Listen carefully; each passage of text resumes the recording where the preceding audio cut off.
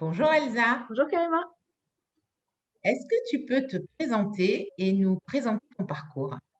Oui, alors je suis Elsa Bortuzzo, j'ai 25 ans, je suis urbaniste de formation et il y a 4 ans, j'ai fondé le projet Yokumi.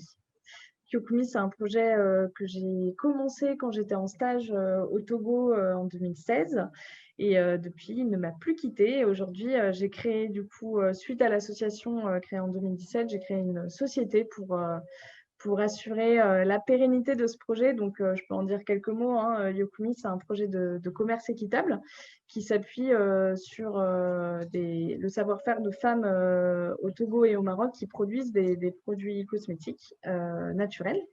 Et donc, on travaille avec elles pour structurer les filières de valorisation locale des produits, puisque souvent, la matière première cosmétique, elle est très vite exportée en Europe et les activités à forte valeur ajoutée qui constituent les filières économiques sont délocalisées. Donc, nous, on va travailler justement sur la structuration de ces filières. Est-ce que tu peux me dire, du coup, comment vous travaillez à Yukumi sur la question de l'égalité femmes-hommes?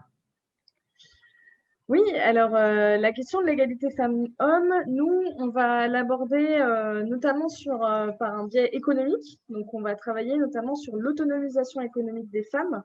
Donc, on va considérer que voilà, donner de l'indépendance économique aux femmes, ça, c'est source d'émancipation et d'autonomie.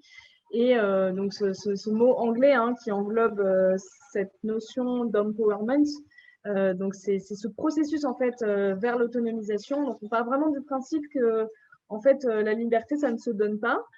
Par contre, on peut mettre en place un environnement favorable à justement à l'émancipation, à l'autonomisation. Et donc, nous, c'est plus sur ça qu'on va agir.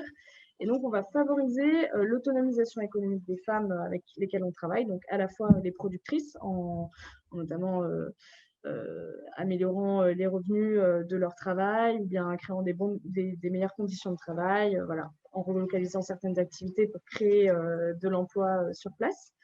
Mais aussi, on va soutenir à côté deux associations qui travaillent notamment sur ces thématiques. Et donc, ces deux associations de terrain, donc une au Togo et une au Maroc, qui sont portées par des Togolais et des Marocains, enfin des Marocaines en l'occurrence. Et donc, l'idée, c'est vraiment de s'appuyer sur les communautés, puisque ce sont les plus à même à connaître leurs besoins. Et donc, c'est ce principe du développement à la base, et pas du tout dans une logique top-down, mais bien dans une logique bottom-up, où c'est les communautés qui vont identifier leurs besoins et qui vont construire des projets pour y répondre.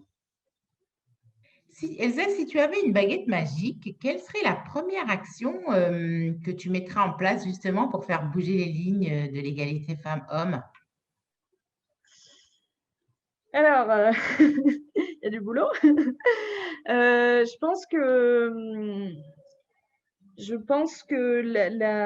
enfin, en tout cas, si j'avais une baguette magique, quelque chose qui ne réglerait pas tout comme ça d'un coup, mais qui nous aiderait beaucoup à se comprendre, c'est d'avoir du respect mutuel pour chacun d'entre nous.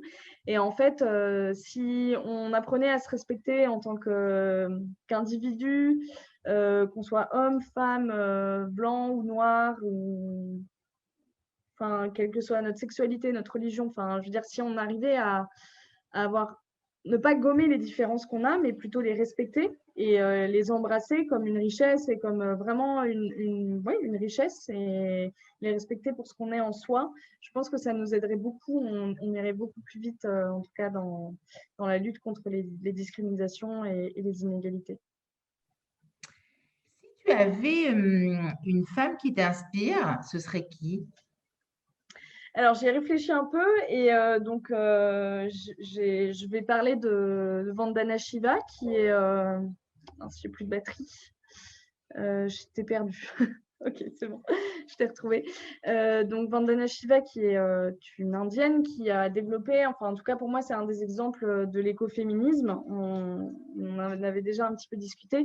Donc c'est cette idée que notre mode de production, mais aussi nos interactions entre hommes et femmes, bref, il y a un point commun entre ce système qu'on a construit, qui est la domination de la nature, la domination des hommes sur les femmes, la domination d'une couleur de peau sur une autre. On retrouve des logiques de domination un peu partout dans le modèle de société qu'on a construit.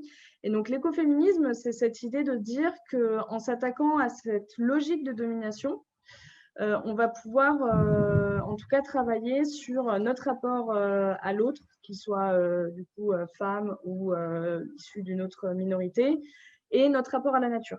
Et donc, en déconstruisant ce mécanisme de domination, on va pouvoir inventer d'autres manières d'interagir, d'autres récits, d'autres manières de construire nos relations avec notre environnement et avec les autres. Et moi, c'est quelque chose qui me parle.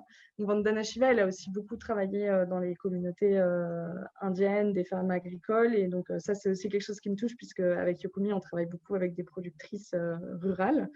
Et enfin, voilà. Donc, sur beaucoup de points, cette femme m'inspire. Merci beaucoup, Elsa, toi qui es en direct de la Martinique. Oui, la chance. À bientôt. Merci, Karima.